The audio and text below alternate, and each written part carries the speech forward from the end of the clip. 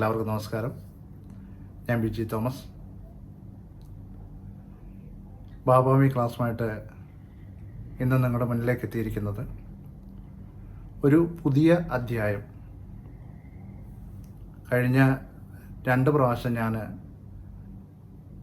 ഈ വിഷയത്തെക്കുറിച്ച് സംസാരിച്ചിരുന്നു. നിങ്ങൾ ചിന്തിക്കുന്നുണ്ടായിരിക്കും ഏതായിരിക്കും വിഷയം എന്നുള്ളതല്ലേ. മാനസിക സമ്മർദ്ദം. അപ്പോൾ പ്രിയമുള്ളവരെ, നിങ്ങൾ ആദ്യമായിട്ടാണ് ഈ ചാനൽ കാണുന്നതെങ്കിൽ ചാനൽ സബ്സ്ക്രൈബ് ചെയ്യാൻ മറക്കരുത്. അതുപോലെ തന്നെ പ്രിയപ്പെട്ടവരിലേക്ക് ഷെയർ ചെയ്യാനും മറക്കരുത്. അപ്പോൾ ഇന്നത്തെ നമ്മുടെ വിഷയം എന്ന് പറഞ്ഞു കഴിഞ്ഞാൽ മാനസിക സമ്മർദ്ദം മൂലം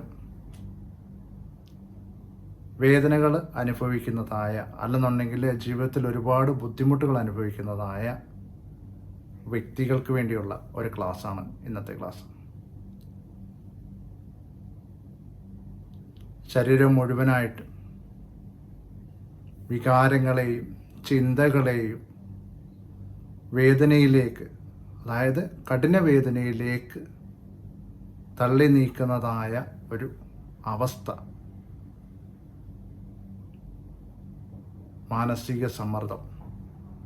നമുക്കറിയാം, ഈ മാനസിക സമ്മർദ്ദം മൂലം ഒരുപാട് വേദനകൾ ശരീരത്തിൽ അനുഭവിക്കേണ്ടി വരുന്നുണ്ട്. അപ്പോൾ ഈ മാനസിക സമ്മർദ്ദം മൂലം ഉണ്ടാകുന്നതായ വേദനകളെക്കുറിച്ച്, അല്ലെന്നുണ്ടെങ്കിൽ ആ വേദനകൾ മാറാനെ കൊണ്ട് വേണ്ടി എന്ത് ചെയ്യണം എന്നുള്ളതിനെ പറ്റിയാണ് ഞാൻ നിങ്ങളോട് സംസാരിക്കുന്നത്. ശാരീരികമാകുന്ന വേദനകൾ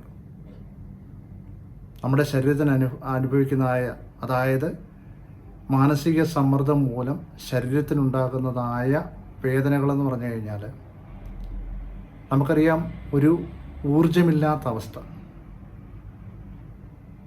നമുക്കൊന്നിനോടും ഒരു ഉന്മേഷമില്ലാത്തൊരവസ്ഥ, ആകെ അങ്ങ് വേദനകൾ നിറഞ്ഞൊരു അനുഭവം. കഴുത്തിന് വേദന, കൈക്ക് വേദന, കാലിന് വേദന, നെഞ്ചിന് വേദന.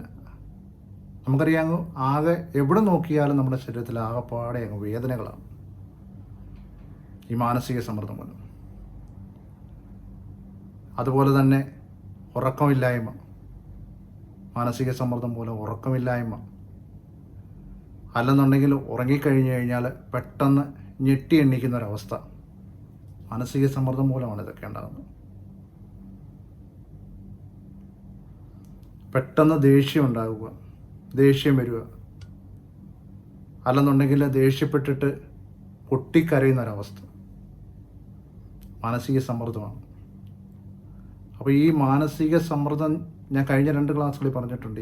ഏതൊക്കെ അവസ്ഥകളിൽ കൂടെയാണ് നമ്മുടെ ശരീരത്തിലേക്ക് എത്തുന്നത്, നമുക്കുണ്ടാകുന്നതായ പല ബുദ്ധിമുട്ടുകൾ, പ്രയാസങ്ങളിലൂടെയാണ് നമുക്ക് ഈ അവസ്ഥകൾ ഉണ്ടാകുന്നത്. അപ്പോൾ ഈ മാനസിക സമ്മർദ്ദം മൂലം ഉണ്ടാകുന്നതായ വേദനകൾ ഓരോ ദിവസം കഴിയും തോറും നമ്മളെ മറ്റുള്ളവരിൽ നിന്ന് അകറ്റുകയാണ് ചെയ്യുന്നത്. മനസ്സിലായി?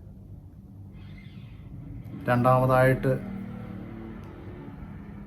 ഒരു ഗുരുതരമായ തടസ്സങ്ങൾ നേരിടുന്ന ഒരവസ്ഥ, നമുക്ക് പറയാൻ പറ്റാത്തതായ ഒരു കണ്ടീഷനിലൂടെ, അല്ലെന്നുണ്ടെങ്കിൽ പല കാര്യങ്ങൾക്കും ഇറങ്ങണമെന്നുണ്ട്, പക്ഷെ നമ്മൾ ഉൾവലിയുന്നൊരവസ്ഥ, തടസ്സങ്ങൾ,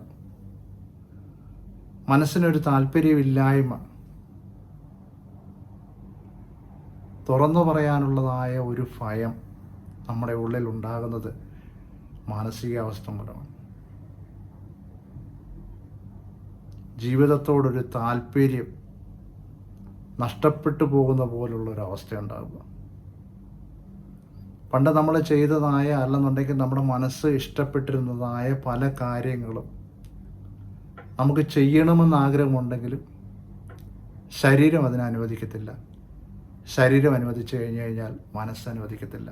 പിന്നീട്, അല്ലെന്നുണ്ടെങ്കിൽ പിന്നൊരിക്കൽ എന്നുള്ള രീതിയിൽ നമ്മളെ ഒരു പിടിച്ചു വലിക്കുന്നൊരവസ്ഥയാണ് ഈ മാനസിക സമ്മർദ്ദം എന്ന് പറയുന്നത്.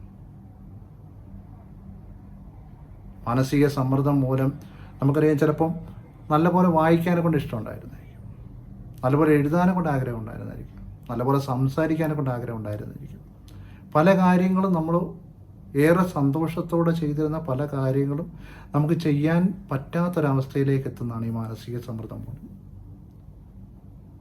നമുക്ക് വേണ്ടപ്പെട്ടവരെ തന്നെ മനസ്സിലാക്കാൻ കഴിയാതെ നിശബ്ദനായി വെളിച്ചത്തിൽ നിന്ന് ഇരുട്ടിലേക്ക്, അന്ധകാരത്തിൻ്റെ കൊടുമുടിയിലേക്ക് ഒറ്റയ്ക്ക് പോകാൻ ആഗ്രഹിക്കുന്നതായ ഒരവസ്ഥയാണ് ഈ മാനസിക സമ്മർദ്ദം എന്ന് പറയുന്നത്. അപ്പോൾ ഈ മാനസിക സമ്മർദ്ദം എങ്ങനെ നമുക്ക് മാറ്റാം, അല്ലെന്നുണ്ടെങ്കിൽ അവരെ എങ്ങനെ മനസ്സിലാക്കാം എന്നുള്ളതാണ് നമ്മൾ ചിന്തിക്കേണ്ട ഒരു പോംവഴി. നമ്മളെ ഏറെ മനസ്സിലാക്കുന്നവരുടെ മുന്നിൽ നമ്മൾ സംസാരിക്കുക, നമ്മുടെ മനസ്സിനെ തുറക്കുക. പക്ഷെ ഇന്നത്തെ അവസ്ഥ വെച്ച് ഒരാളോടൊരു കാര്യം പറയാൻ പറ്റാത്തൊരു സിറ്റുവേഷനാണ്. നാളെ സമൂഹത്തിൽ മുഴുവന് സോഷ്യൽ മീഡിയയേക്കാൾ മുന്നിട്ട് അവർ ചിലപ്പോൾ പറഞ്ഞു തന്നിരിക്കും. അപ്പോൾ നമ്മൾ മനസ്സിലാക്കുന്നതായ, നമ്മുടെ മനസ്സിനെ അറിയുന്ന, നമ്മുടെ മനസ്സിനെ മനസ്സിലാക്കുന്ന ഒരു സുഹൃത്തിനോട്, അല്ലെന്നുണ്ടെങ്കിൽ നമ്മുടെ പങ്കാളിയോട്, അല്ലെന്നുണ്ടെങ്കിൽ നമുക്ക് അത്രയ്ക്ക് വേണ്ടപ്പെട്ട ഒരാളിനോട് നമ്മുടെ മനസ്സ് തുറന്നു കഴിഞ്ഞാൽ ഏറെക്കുറെ വേദനകൾ മാറിക്കിട്ടും. അല്ലെന്നുണ്ടെങ്കിൽ ഒരു നല്ല കൗൺസിലറുമായിട്ട് നമ്മുടെ ഈ പ്രശ്നങ്ങൾ, നമ്മുടെ പ്രയാസങ്ങൾ, നമ്മുടെ ബുദ്ധിമുട്ടുകൾ അവരോട് സംസാരിച്ച് കഴിഞ്ഞാൽ ഇതിനൊരു മാറ്റം ഉണ്ടാവും. അതേപോലെ തന്നെ ഒരു നല്ല ഡോക്ടറിൻ്റെ അടുത്ത് പോയിട്ട് ഡോക്ടറോട് മനസ്സ് തുറന്ന് സംസാരിക്കുക. ചിലർക്കൊക്കെ പോകാനെ കൊണ്ടുള്ളതായൊരു ഭയമുണ്ട്. ചിലർക്ക് കൗൺസിലറോട്, അല്ലെന്നുണ്ടെങ്കിൽ അതേപോലുള്ളവരോട് സംസാരിക്കാൻ ഒരു ബുദ്ധിമുട്ടാണ്.